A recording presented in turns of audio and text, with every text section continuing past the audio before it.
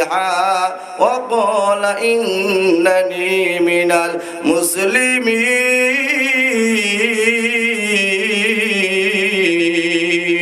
الله أكبر আল্লাহ রাব্বুল আলামিন বললেন এই পৃথিবীর মধ্যে সবচেয়ে ভালো মানুষ ওই ব্যক্তি যেই ব্যক্তি ওয়ামিলা সলিহা ভালো কাজ করে।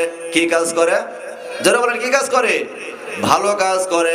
ওয়ামিলা সলিহা ওয়া ক্বালা ইন্নানি মিনাল মুসলিমিন, ভালো ভালো কাজ করে আর বলে আমি একজন খাঁটি মুসলমান। এই পরিচয় যেই ব্যক্তি দিতে পারে আমার আল্লাহ কুরআনুল কারীমে বলে দিল ওই ব্যক্তি হলো গোটা পৃথিবীর মধ্যে ভালো মানুষ। বলেন সুবহানাল্লাহ। ওই ব্যক্তি ভালো মানুষ।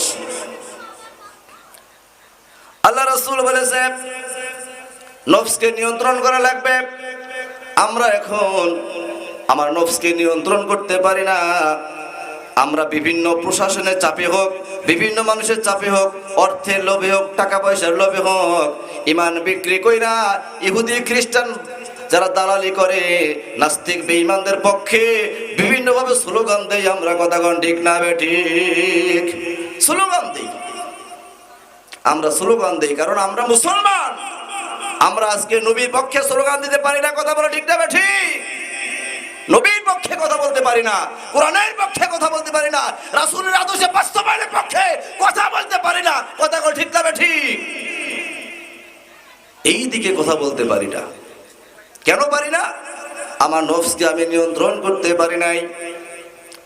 আল্লাহ রাসূল বললেন দুনিয়ার মানুষেরা তুমি যদি বুদ্ধিমান হতে চাও, বুদ্ধিমান হতে চাও, আল্লাহ রাসূল বলেছে আল কাইয়িস মান দানা নাফসাহু ওয়া আমিলা লিমা বাদাল মাউত, অবশ্যই তোমার নফসকে নিয়ন্ত্রণ করা লাগবে আর মৃত্যুর পরে যা হবে সেই বিষয়ে তোমাকে সতর্ক হতে হবে, প্রস্তুতি নেওয়া লাগবে। ঠিক না ঠিক? রাসূল বলেছে সেই ব্যক্তি হলো বুদ্ধিমান, সেই ব্যক্তি বুদ্ধিমান।